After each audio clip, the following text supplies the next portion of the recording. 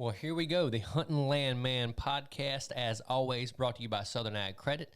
They are doing some loans for me right now. They are doing some refis on some stuff. They just have so many great programs I'm always taking advantage of, and I'd love to talk to you about that. I'm going to actually go into that just a little bit, and we're going to have Alex on talking about some programs that I just found out about.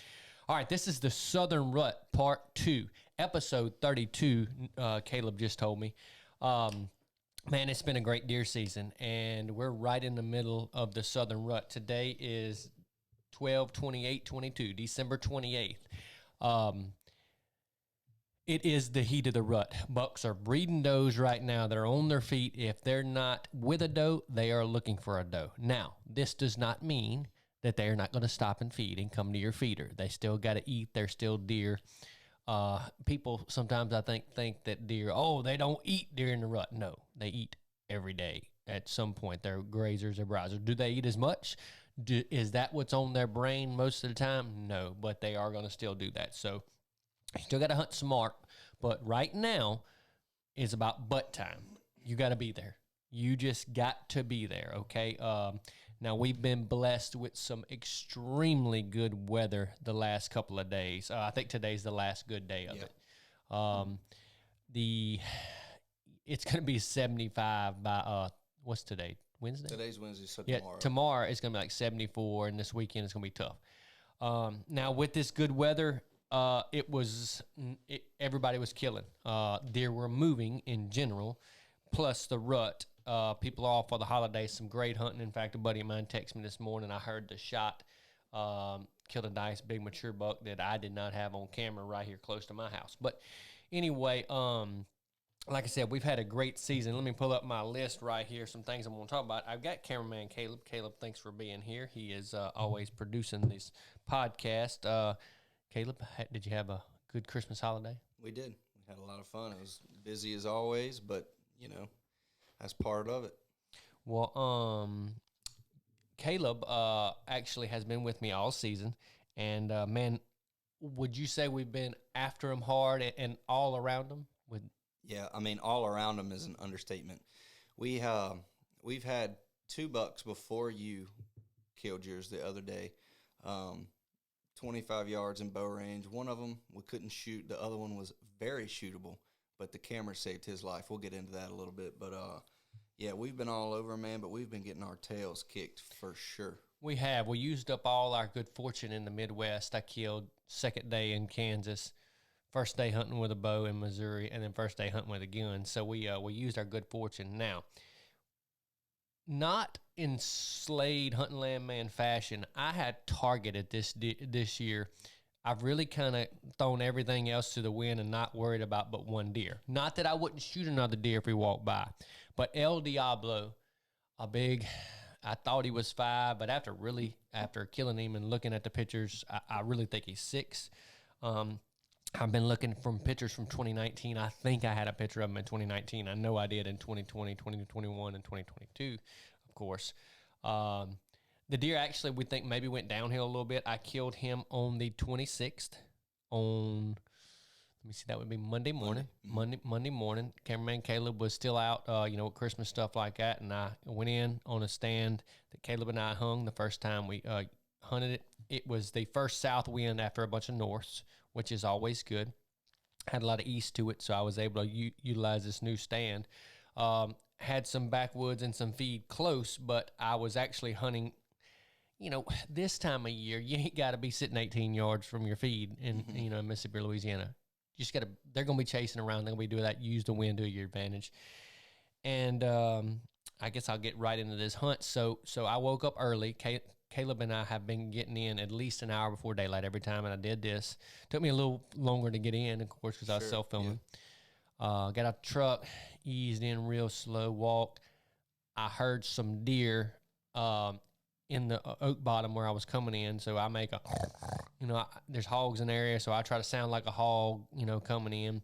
And looking back on the camera after I killed, the deer that were there was a little young buck and a doe, and they came in right after daylight, so I know that, I didn't bother them. But we're having a good hunt, man. Got all set up. You know, if you're self-film, it's a lot going on in that tree, and you feel like, good Lord, I'm supposed to be hunting, but I'm doing architecture up in this tree. I'm building, you know, I'm putting up the bow hangers, I'm putting up the camera arm, getting the mics and the cameras and the second hand. It's just so much stuff. But anyway, got set up, got sat down, took my pre-daylight nap with my safety system on, of course, my hunter safety system. Right after daylight, small buck comes in, kind of cruising, looking around.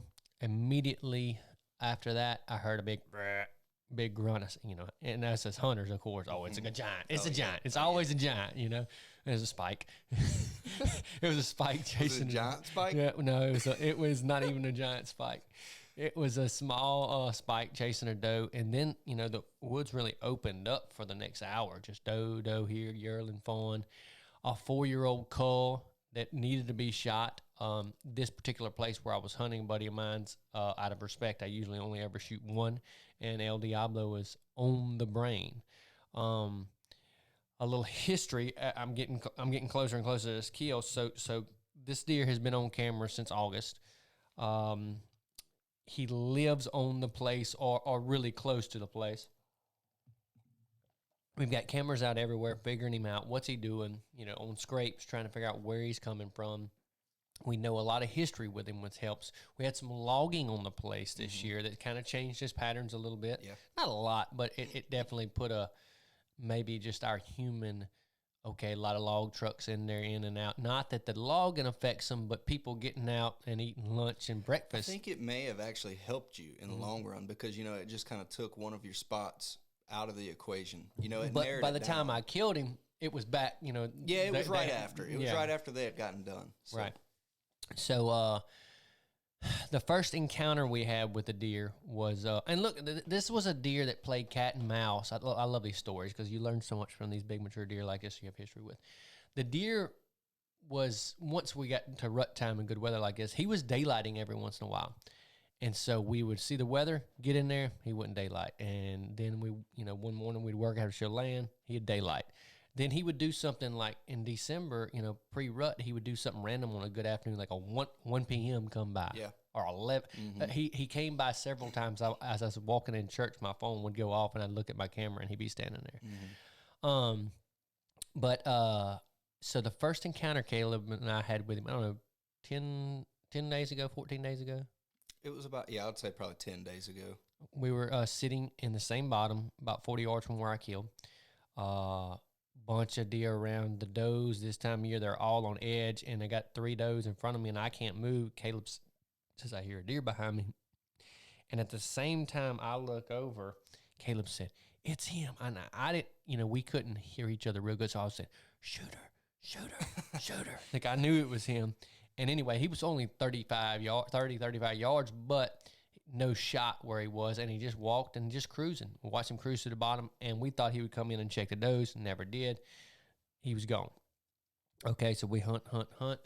Couple of work, hunt, family stuff. A couple days later, we went to the second spot he normally goes to, what we call the barn. Went to the barn, and a deer came out early, like at 4 p.m., and this was on December the 22nd. Yeah. Good night of our Christmas party. I told everybody at the Christmas party I was going to be late.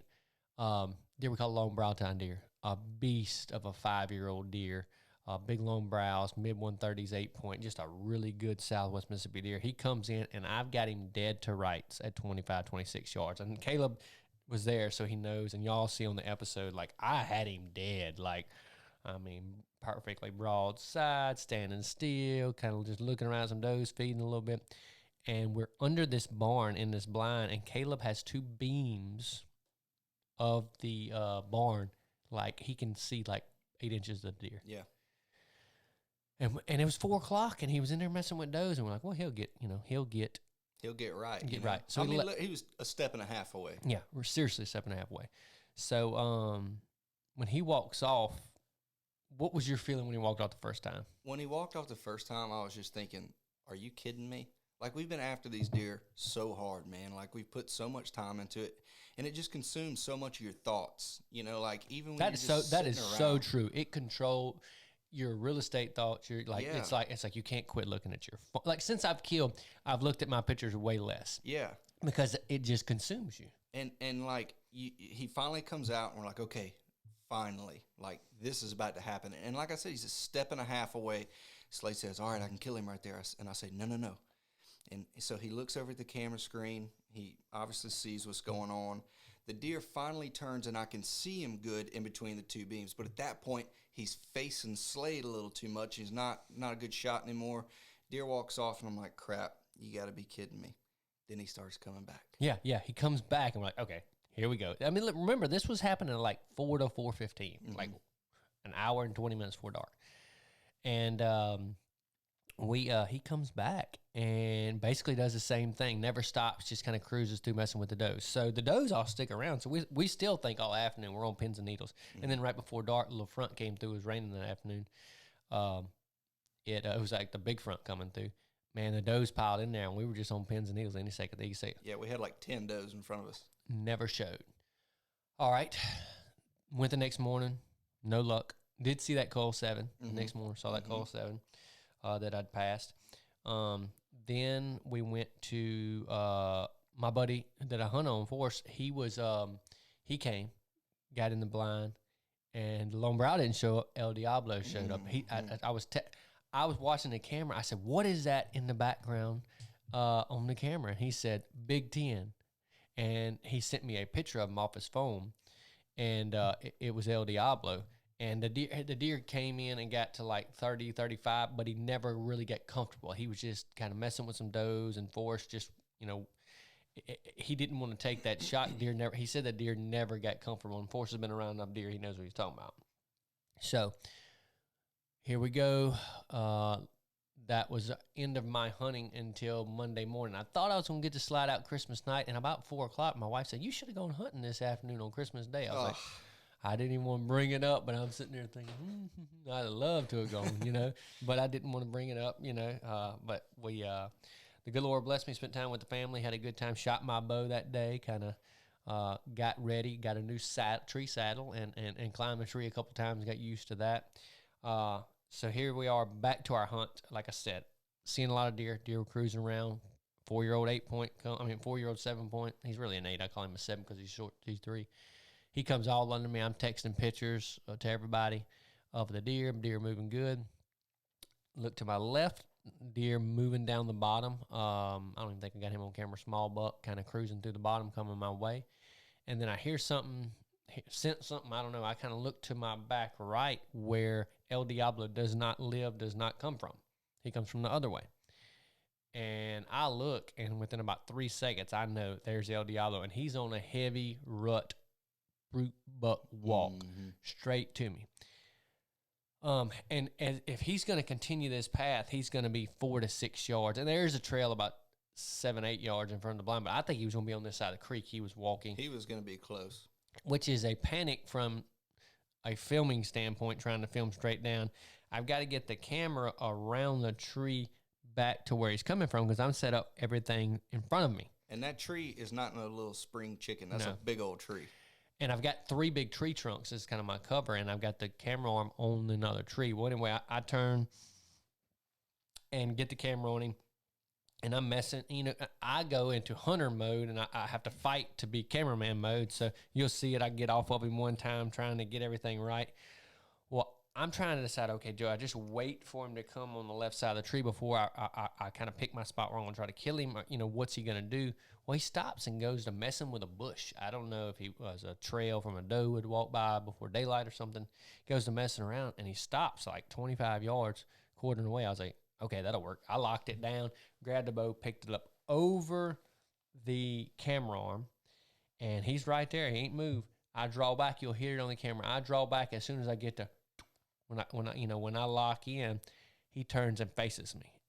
If you've ever self-filmed panic mode, because it's not like I can reach down. I'm thrown back with one hand and move the camera. And I know, I'm going to be honest with you, Caleb. I never looked at the camera. When I drew back, I knew he was still in film. I knew I had about 2 steps on either side. And he took 1 step to me and 1 step. As soon as he gave me that shoulder, he was in a slow walk. I put it right behind the shoulder. He ducked pretty good, entered high lung, exited, ran out there.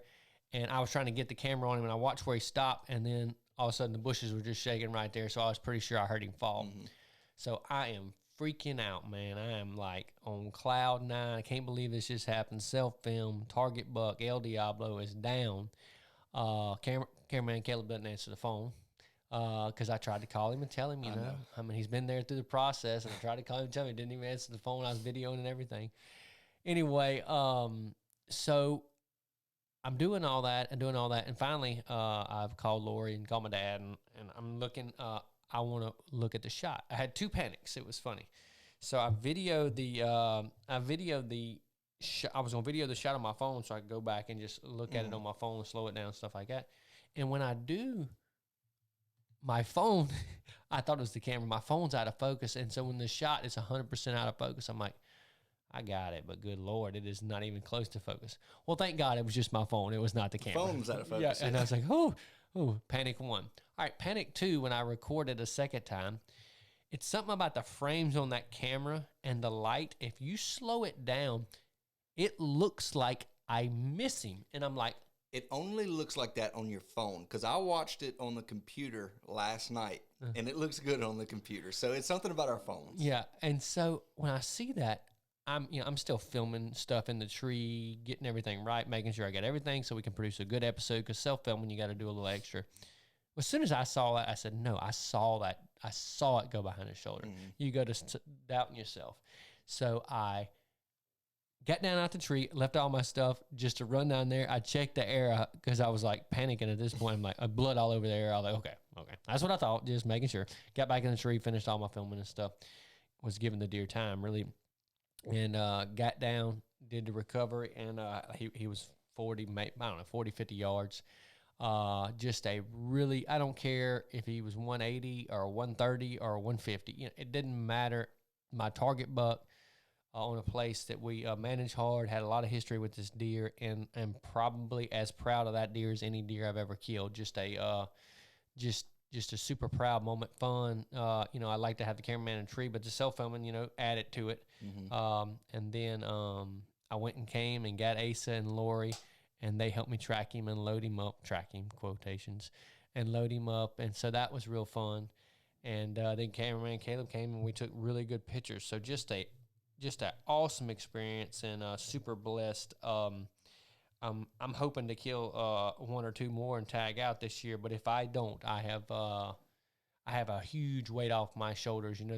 I've been ate up with it. I told my wife, I'm just obsessed with this deer, and this season I've been into it as much as I've ever been, because he was wanting to play the game. It's one thing if they only come at night and you only get a picture of him, but this dude was wanting to play a game, and he was playing it better than us. He was a worthy opponent. Very much a worthy opponent. But big, mature deer are fun to bow hunt. And if I had to say one thing about bow hunting, and Caleb, you can use this as a clip. If I have to say one thing about bow hunting is, every hunter gets to a different point in their hunting career, but if you get to a point where you do want to bow hunt during the rut, because ours is all rifle season, and you get to kill your big, mature target deer, yeah, maybe you didn't tag out with 3 with your rifle, but I'm going to tell you, I could shoot 3 with my rifle right now, and it wouldn't mean with that deer, with my bow, tags out during the rut in Mississippi. And it's just fun, man. It is super rewarding. Going back, I think a week before, my little boy Bentley killed a really good 8-point we call the Big 8 on our home place right here. Get good footage. The deer comes out, checking does real hard. And I get 3.5 minutes of footage of him. He made a good shot. Deer falls in the field, and super good mountable 130-inch 8-point with my little boy right here on our home place. Really, really proud of that. That was awesome. Lori, on the day after the day I killed, went that afternoon. There's been a pretty good buck coming in. Looked like 4-year-old 8-point. And he had daylighted 1 or 2 times, but I knew a lot of does were in there. It was a good afternoon. And Lori, she did not connect. We did take a shot, but we did not connect, and the deer has been on camera. I'm not sure what deer she shot at. There's 2 that look a lot the same, but they've both been on camera. Yeah. So I'm pretty sure the deer's fine. I went and looked at him with the dog, and there was nothing on the arrow. So we're going to get Lori back on that deer and get her. But just fun, because that was right here on our home place too. And all these hunts I'm talking about are right here within 3 miles of my house, which is really, really cool for me. All right, talking about the rut. The southern rut is right on target. Okay, this is, let me see, the Slade version of the southern rut right here in southwest Mississippi. And look, there's little areas that may change, but I'm talking about Centerville, Woodville, right around this area. Okay, peak of the rut, in my mind, Christmas to January the 5th. That's when all the does get bred. Now, do does get bred before that? Absolutely. Do does get bred after that? Absolutely. Will you see chasing on December the 7th by some younger deer and maybe a big buck to just, whatever? Yes. Will you see 7 bucks chasing a doe in February? Yes. But I'm talking about the rut. What's your definition of rut? Well, that's why we're saying the peak of the rut, Christmas to January 5th, when I feel like most does get bred. Now, some of the best hunting that has to do with weather and when you're in the woods and things like that. For instance, we've had really good weather here lately. I've seen a lot of rut activity. I feel like we're right now in the peak of it where I've got some deer that have gone missing on camera. I'm running about 10 cell cameras. What does that mean in my mind? Well, either in the back of somebody's truck, more than likely where I'm talking about, they're with a doe pinned down, and they're going to stay with her till they breed her, and then they'll show up every couple of days. Apparently El Diablo is either between does or he hadn't found his first doe yet. Probably in between does, especially with where he was at. Yeah, totally uncharacteristic. Totally where he was not supposed to be, and he had disappeared for 2 days. He came that night and then disappeared. Now we had really good weather, and no doubt everybody was hunting or whatever. Now we got something that's changing. It's going to be 75 tomorrow. The rut is not going to be affected by that weather. The deer are still going to rut. Are you going to see it as much? Absolutely not. Can you have the best hunt of your life? Absolutely yes. Right place, right time. But if you're not by that hot doe, let's just say you're hunting a big food plot and you were seeing 8, 10, 12, 15 deer in the last couple. If y'all hear Rafe in the background, he's having a little rough morning. If you were seeing a bunch of deer in your food plots or at your stand, you're not going to probably see that amount of deer the next couple of days. We've got some decent weather coming, nothing super solid, but right now it's about butt time. You ain't going to kill them sitting on the couch. Now, this will probably save a lot of deer's lives the next week or so when people are hunting around New Year's because they're not going to be moving. The wind's going to probably be swirling with the hot weather. Most people set their stuff up for northwest winds, and probably not going to have that. I hadn't looked at it. Probably not going to have that. But you ain't going to kill them not hunting. You ain't going to kill them sitting on the couch. You've heard that a million times. And I think it's just about butt time right now. If you can get in and out without spooking them, keep hunting them. Keep hunting them. Yep. All right. Late season, if you're putting your feed out, good stuff like backwoods and the crave like we do, these deer especially, okay, so this weather, remember, that it smoked all the food plots. Man, my grass, I don't know if I've ever seen it, and it'll come back just fine here in the next couple of days with the warm weather, but it smoked it. Well, so the deer are not going to be hitting them as hard because it's got a lot of dead. It's not going to taste as good. Your acorns, with all that rain, all that cold weather, the deer ate them more. They're going to start souring. Here, probably from January 10th through the end of the season, your feed and your good food plots are going to be money. And when these deer come off this rut, especially if we get another bout of cold weather like that, it's going to be some daylight going on. And they actually get kind of predictable sometimes later January like that. Sometimes. So we should see. We've been seeing deer. I had a big deer that I'm hunting over at my lease that's never daylighted before. Daylighted 2 days in a row. I was hunting LD. Actually, I was Christmasing. But that'll probably be our next target buck. We do have another target buck on a place I own in Amick County that we'll be hunting.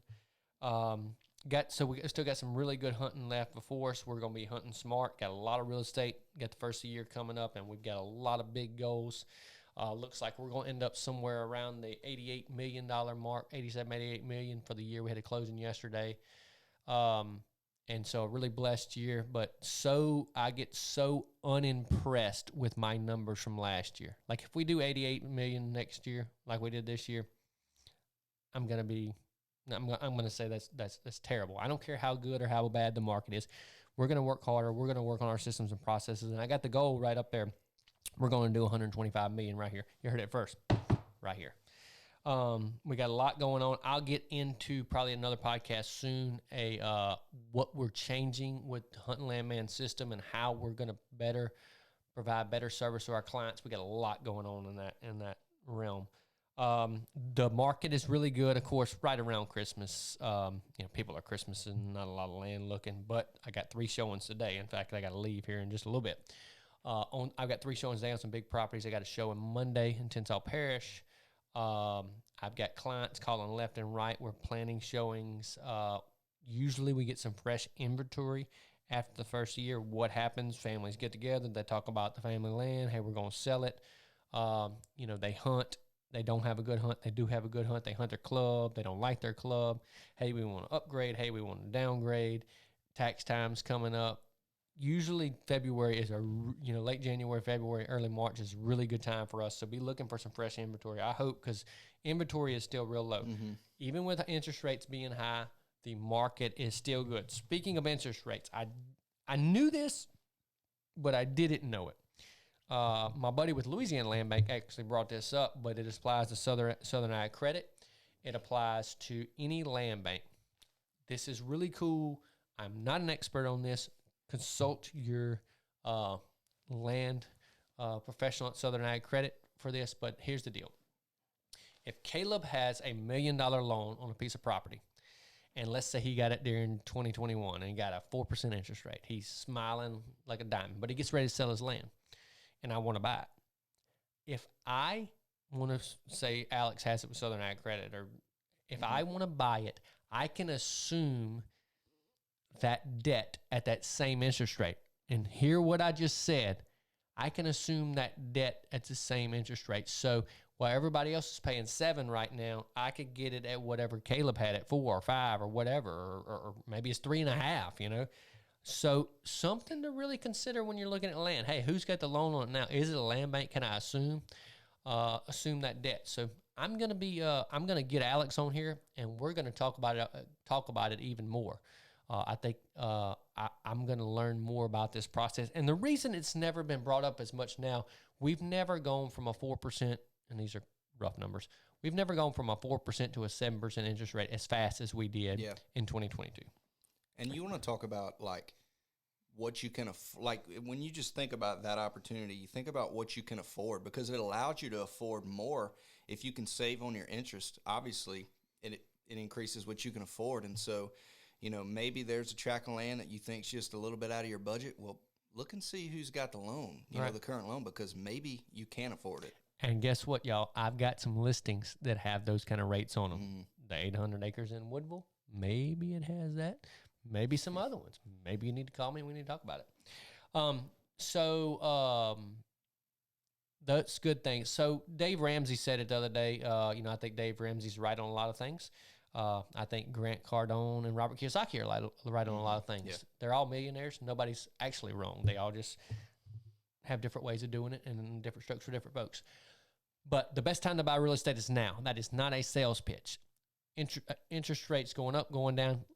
Land's going to be more expensive in 3 years than it is right now. Yeah. That's just a fact. They're not making any more of it. Baton Rouge is moving this way. People are moving out of the cities.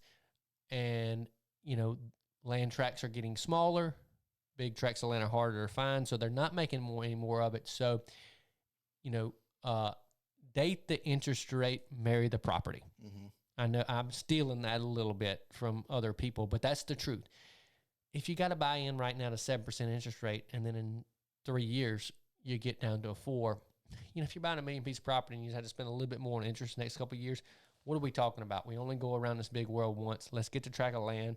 Let's get your food plots in. Let's get you a big deer. And let's let you have the experience that me and Bentley had on our own tract of land, or the experience that I shouldn't kill, but sending my wife right down across the street and getting a shot with a bow, not a crossbow, with a bow on our own tract of land, or me hunting a deer on a buddy of mine's place 3 miles from here and letting him get to 6 years old and killing him with a bow during the rut.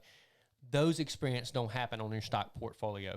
And when that stuff happens, if you can afford it, which you should never buy anything you couldn't afford, if you paid a 4% or a 6% interest rate, when that big giant walks under you, I don't care because there's more to life than money. Yes, it makes the world go round, but there's more to life than money. And it's also time. You know, like if you want to wait 2 or 3 years to see if maybe the interest rate will go down, man, there's a lot can happen in 2 or 3 years. Your kids are going to be 2 or 3 years older. You just miss out on 2 or 3 years of potential memories. Yeah, Asa turned 5 yesterday, which means she's ready to kill a deer, so she Yeah. tells me. Okay, so I've got, if Asa's 5, and let's just say she kills a deer when she's 5, and I get to hunt with her until she's 18 a lot because then girls go and do their thing. I've got 13 seasons. So if I wait 3 years waiting on the interest rate, I only got 10 seasons. Think about that. All right, let's get to we've kind of covered everything. We've got a lot of good stuff going on, man. The real estate market is still good. I've got some properties that I know are coming up on the market or we're not publicly advertising for different reasons, big and small. Call me. Get on my email list. The reason my property sells fast, a lot of times, I have a huge email list, and you will get the emails first from Hunting Land, man. And you will find out. It's the first thing we send out. When the listing goes live, we hit go, and you get the email in your inbox. And you get to find out about these properties, these episodes, these secrets with this finance. And you get to find out about this stuff before anybody else does. So get on the Hunting Land, man, email list. And, man, let's go buy some land. This stuff is just fun. I cannot wait to go show property today to make somebody else's dreams come true. And when I go through a hunting season like I'm having right now, killing good deer on my own land in Missouri, my son killing a deer here, Lori having a good hunt the other day, and she did kill a deer the other day with her bow, me having a good hunt, it gets me fired up to sell land because I get to go be part of that experience for somebody else. Maybe today I go show this client a tract of land, and in 2 years he sends me a picture of a big giant he passed last year and then killed this year, or his son killed his first deer that's a 2-year-old 8-point, and he said he's never been happier. His son and the family's never connected like they did now. I had a client send me a picture the other day, him sitting in a hot tub at his camp on a track I sold him on Christmas Day. It's like, man, that's just awesome. I mean, hey, we get to make dreams come true. But you know why that fires you up? And look, this is not a sales pitch, but this is kind of why we think that we're different than all of the other land realtors. You can relate to it because you live that life every single day. And it's not the same. You know, we don't live in a subdivision, man. We live out here in the woods. We shoot deer in the front yard. Like it's just different, and I think there's so much value in that, man. It is. I just we live that life every day. I'm checking my cameras right now as we're doing this podcast. We've got feeders to fill this week. We're looking at winds and weather, when we're going to hunt, when we're going to work. We live this life. We're already thinking about next season, where we're moving stands, what timber we're cutting, what food. You know, we're thinking about all this stuff now because this is the life we live. And if you have a real estate agent that doesn't then live this life, they may can negotiate, they may can market a little bit. But guess what? When they tell you about the tract of land and when they hear your goals and what you want to do, if they don't have that same kind of passion for you, you are backing up. I promise you. If you don't have an agent that loves land as much as you, go find another one. And there's ones that love it just as much as me. I'm not saying I'm the only one, but don't go find your land with somebody that doesn't live and breathe hunting or fishing or the outdoors like I do. That's how we're going to end it on the Hunting Land Man podcast. Find you an agent that loves hunting and the outdoors and recreation like you do, and I promise you, you'll be doing yourself a favor. Amen.